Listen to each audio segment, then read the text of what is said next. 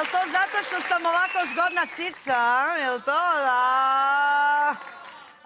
Jel bi vi rekli, gospodine, da sam ja pre godinu dana bila muško, a? A vidi sad, a, opa, a išla sam da me poprave malo, da. Mislim, šta da vam kažem, vrlo sam zadovoljna svojim novim telom, a? Može? Znate šta? Meni lekar kaže da će to malo da potraje, ali ja kažem, okej, nema frke, imam svo vreme ovog sveta. Mislim, već sad polako primećujem razliku. Kada pijem pivo s ortacima, popijem samo 5-6 limenki. I to pijem ovo pivo sa ukusom limuna, znate. Ranije su mogli da me jure s tim sranjima, sad pijem ko bela lala, da. Mislim, to su teški trenuci, zaista teški trenuci, ali onda kažem sebi, Miloše, ti si sada žena.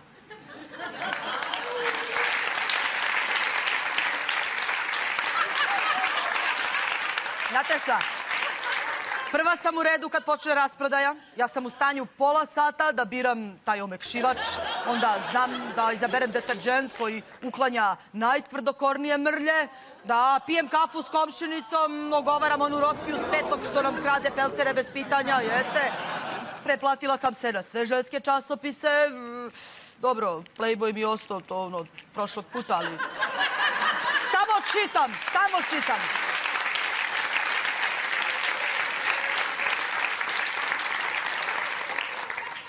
Znate šta, pitaju mene moje komšinice, drugarice, da li bi ja bila ponovo muškarac?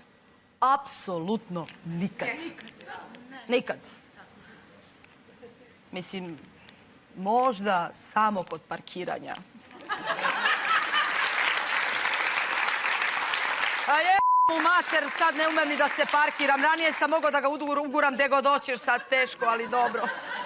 Mislim, znate šta, barem nisam muška svinja. Takvi tipovi mi sada idu na onu stvar, verujte. Mislim, što kaže naš narod, poturica je gori od Turčina, da. Pre neku noć u klubu prišao mi jedan, uvatio me za guzu i kaže, je li srce, hoćeš da mi daš svoj telefon, ja sam moj izgubio.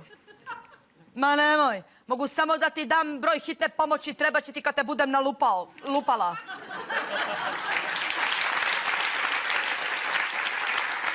Mislim, izvinite, ali ja sam jedna nežna i krhka žena. Meke duše. U p***trnu, koliko je sati počinje utakmica, čoveče, što... Gledajte ove skečeve, sad ću da se vratim.